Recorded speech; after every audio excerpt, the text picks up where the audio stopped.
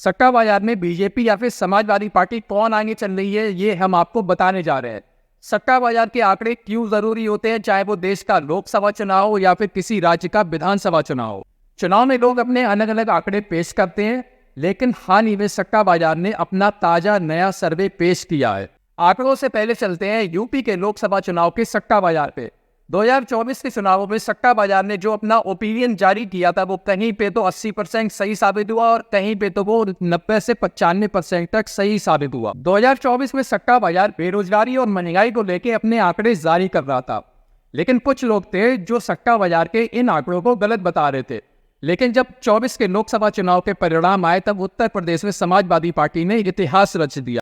तो आपको बताते हैं कि सट्टा बाजार की क्या है राय उत्तर प्रदेश के उपचुनावों की 10 विधानसभा की सीटों को लेकर।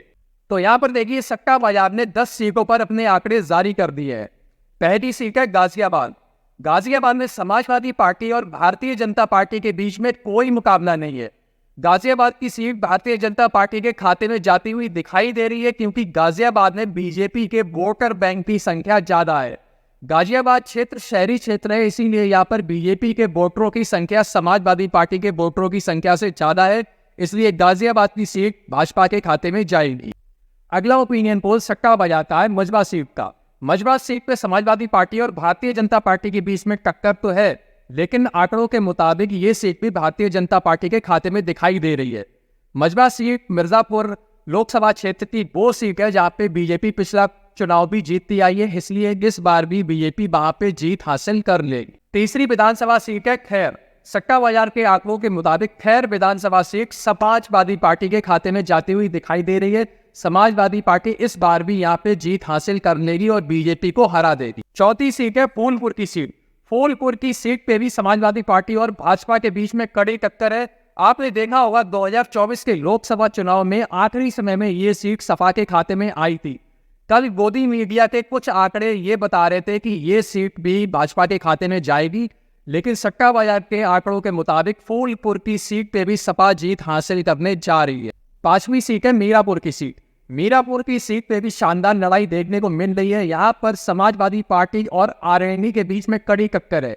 ये वही आरएलडी है जिसके प्रमुख जयंत चौधरी सपा का साथ छोड़ के भाजपा के पाने में चले गए हैं, लेकिन सट्टा बाजार के आंकड़ों के मुताबिक यहाँ भी समाजवादी पार्टी बड़े वोट बैंक से जीतने जा रही है। छठी सीट है मिल्कीपुर। मिल्कीपुर विधानसभा में भी समाजवादी पार्टी और भारतीय जनता पार्टी के बीच में कड़ी टक्कर देखने को मिल रही है, लेकिन सट्टा बाजार के आंकड़ों के मुताबिक ये सीट भी समाजवादी पार्टी अपने खाते में करने जा रही है। सातवीं सीट है कुदरती की। यहाँ पे समाजवादी पार्टी मजबूत है और ये सपा का गढ़ भी रहा है। भारतीय जनता पार्टी अभी तक यहाँ पर अपना प्रत्याशी उतार नहीं पाई है, लेकिन सट्टा बाजार के आंकड़ों के मुताबिक समाजवादी पार्टी यहाँ भी जीत हासिल करने जा रही है। आठवीं सीट है मैनपुरी की करैल विधानसभा सीट, जहाँ से खुद सपा सुप्रीमो अखिलेश यादव विधायक थे और यहाँ पे अखिलेश यादव ने बीजेपी के कैंडिडेट को बहुत बुरी तरह हराया था। अखिलेश यादव के सांसद बनने के बाद ये करैल विधानसभा सीट खाली हुई थी और यहाँ पर बीजेपी और सपा के बीच में कोई टक्कर नहीं है। ये सीट सीधी सीधी समाजवादी पार्टी के खाते में जाती हुई दिखाई दे रही है। नौवीं सीट है सीसामऊ विधानसभा सीट। यहाँ भी समाजवादी पार्टी और बीजेपी के बीच में बहुत कड़ी टक्कर होने वाली है, लेकिन सट्टा बाजार के आंकड़ों के मुताबिक ये सीट भी समाजवादी पार्टी के खाते में जाती हुई दिखाई दे रही है। 10वीं सीट है कटहरी विधानसभा सीट। यहाँ भी समाजवादी पार्टी और भाजपा के बीच में कड़ी टक्कर देखने को मिलेगी।